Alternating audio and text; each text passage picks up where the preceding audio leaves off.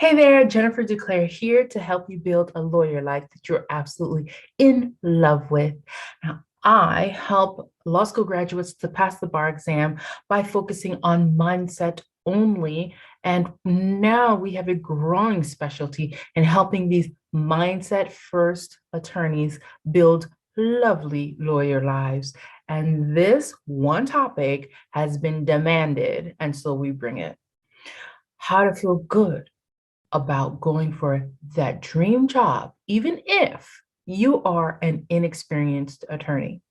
To feel confident applying for your dream job despite lack of experience, you need to know what you bring to the table and put that front and center. Bosses, hiring managers, people who are interviewing you, they're entrepreneurs first.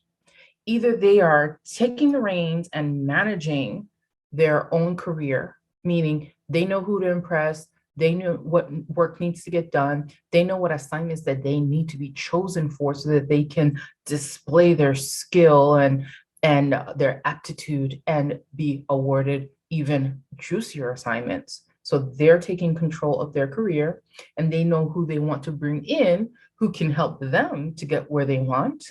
Or you're talking to the actual owner of, or partner of the firm, and they're really crunching dollar signs at this moment.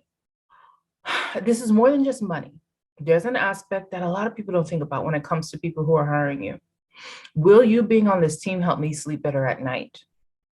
Really and truly, at the end of the day, when there is an opening in a firm, it's because there's work that needs to be done that's not being done. Or I am doing all of the work myself and it's not sustainable. I need someone to take it off my plate, but I need to trust that they're going to do as good a job with it as I would have. Or there is somebody in this position, but they are lackluster, right? And their subpar work is being noticed, even though we don't say anything. And we haven't said anything because we're quietly looking for somebody to replace them with, because something is better than nothing, but we're not going to settle for that forever. We're only dealing with that until our time is freed up to go interview new people to replace that person with. That's what's happening when there's a job opening. Okay. So that being said, your value now, even if you don't have experience, because there are people who have experience who are still going to get booted out of the job because they're lacking the three things that I'm about to give you. Number one, first and foremost, when you come to a law firm, you're going to make their lives easier because you're going to get work done that they don't have time to do, or that's stressing them out to try to get done, or that somebody else is doing so poorly that it's actually increasing the workload rather than making it better. You're going to get work done. You're going to make their lives easier. They're going to be able to rest better at night knowing that this is done. How do you ensure that you're going to be able to do a good job on something, even if you don't know anything about it? This is where the hard work part comes in for you because it's a learning curve. You are going to have to dedicate a few more hours, but it's going to be smart hours. You work smarter, not harder. Why? You're going to tell your prospective employer this. You research all the aspects that you need to get the job done. You identify where my gaps are. And when I've looked for the information, I can't find it, I make sure to clarify it before I dive in and dedicate the 24, 48, 36 hours, however long that it's going to take to get this job done. That way, I ensure that at the end of this assignment, when I've completed it, it is exactly what you were looking for. Because everybody knows that no one has all the answers. And if you sit there and try to pretend that you're going to have all the answers and you're going to know it and you're going to get it all done, that does not inspire trust. It's better for a person to know that you know where to look. You have resources. You have people to call if need be. And you know how to know what you don't know. And you will ask that question. They don't want you knocking on their door every other hour, but they do want to know that you will grab a quick 15 minutes to clarify some questions with them and then go back and do a knockout job on the assignment. Or when they give it to you, you will brief them back. You will let them know, okay, so you're looking for X, Y, and Z, so that we can X, Y, Z, and Z. This lets them know that you understand the objective of the assignment that they just gave you. Also allows you a chance to clarify right off the bat before you even leave the office. Once you've left the office, you've left their room, wherever they were assigning you this thing, research all the different aspects and then get your questions together in one space and then ask them those questions. They are really happy to answer you those questions, knowing that you're then going to take the answers to those questions, and create a wonderful work product. Knowing how to work is your advantage when you're an inexperienced lawyer. This actually makes up for lack of knowledge in the subject matter. It really does. Because a lot of people may know something about the subject matter, but may know nothing about prioritizing work or any of those other things. And in fact, people look for experience to counterbalance most people's inability to work smarter, not harder. Because they figure if you've been learning it for 2 years, you already know the answers to all these simple questions. And that makes up for what the new person would do, which is either pester me every other hour with new questions or write a whole brief or memo on something that's only tangentially related to the real heart of the matter. And so people look for experience to balance that out. But if you have the skill of being able to know what you don't know, find out what gaps in knowledge exist, and then go fill in those gaps quickly, you may need to work a little bit harder than most to get it all done in time, but at least you know what to do in order to get from point A to point B. This balances out the inexperience equation, okay? The second thing is making the life easier of the person that is hiring you. So you do that by, one, working smarter, not harder. You receive the assignment to clarify your questions. You get a really great work product done. You also do that by putting yourself in their shoes and foreseeing where it is that they're headed with this project. If they gave you a memo, research memo, do they intend to turn that into a pleading or a brief? If you know that, or you can foresee that, or you can ask them that, then you can guide your work towards that end, or even volunteer to take it that next step. If they are someone who runs around from meeting to meeting, needing to answer questions, people want updates right away, they need to justify how this case took a wrong turn, are you able to supply them? If you're given an assignment that includes briefing them on the facts or giving them the latest updates or the docket entries on the case, are you able to supply them with the bottom line so that they have the information that they need to be armed with walking into that meeting? And are you able to do that in a succinct fashion that makes their life easier? If you have an attorney that's flying in and out of the city and needs to be in court tomorrow, and you're supposed to prepare documents for them, did you prepare all these documents or the hearing binder or whatever it is and leave it on their desk, supposing that they're going to come in from their late night flight, go to the office, pick up the stuff, and then go to court? Or did you get all that stuff ready for them and make sure it got delivered to their home, whatever that may entail? Okay. So when you propose that, when you present the aura of someone who makes your life easier, who takes the load off your shoulders, who allows you to rest well at night, knowing that this is going to get done, this is going to get done. You know, I'll do whatever it takes, it's going to get done. This puts people's minds at ease to the point where they will consider hiring you over hiring the person who may have more experience, but is also more entitled, who is not going to hit the ground running and be eager to please. Makes a difference. Okay. So that's one way, one other aspect of the benefits that you bring when you are an inexperienced attorney. The other benefit that you bring is if you know how to be accountable and take responsibility. Mistakes, grammatical errors, things that spell check are missed, things being out of order, something being missing from the binder. All these are mistakes that you do not want to commit. There are also mistakes that you're going to be responsible to catch if somebody else preparing the stuff for you commits. So if you outsource work to the paralegal, for example, and they bring you back something, it really is up to you to catch any errors in their work. Okay.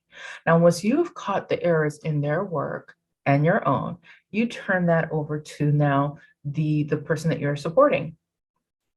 They, armed with everything they need to look great in front of the client or the judge, now proceed to do their work. But if something backfires and it rolls downhill, you need to roll with the punches. And yeah, I see that. Right. Nope. Won't happen again. I've got a plan to make sure that that does not happen again. You don't have to worry about that. Right. But you take ownership and you move on. These things are easily overlooked as long as it's not a pattern of your work, because that just means you just do subpar work. But they're easily overlooked in the grand scheme of things. If you ensure that you're treating that case like it's your own, that you take care of that thing like it's your baby, that the win or the loss falls on you, which it does. You may not be the name on the case, right? There may be another attorney who is the name on the case. But if you act like you care as if you were the name on the case, that other attorney is going to be able to rely on you. And we all want reliable help. We all want to feel supported. We all want to be able to shut the laptop and go to sleep at night, knowing that when I wake up, things will be done. I will receive the base product that I need in order to create my work product. So if I'm asking for a memo and I'm expecting it in the morning, because I know that that gives me X number of hours to draft my pleading and get that pleading off to wherever it needs to go. When I wake up in the morning, I want to see a wonderful memo. I want to see it decked out with every piece of information that I need so I can just plug and play into my pleading and move on with it. That's what I want to see, right? And what this does is it tells me I can trust you. I can rely on you. When you're able to do that, I can sleep better at night. This is someone I want on my team. You become valuable, right? You become closely guarded. We pour into you, into your success, because the more you know and the better you're able to do, the better you're able to support me, right? The better you're able to support the partner. And so now we start investing in you.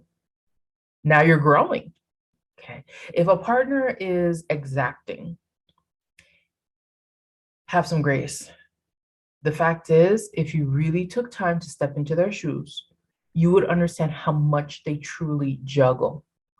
And let me tell you something, understanding that by itself will make your life easier, because your work requirements won't decrease, their exacting nature and perfectionism won't decrease, but you will understand why they are that way. And you will know that, heck, if I had to do all that and make sure that all those balls were juggled perfectly, and I had that many people expecting of me, I would be exacting in my nature too.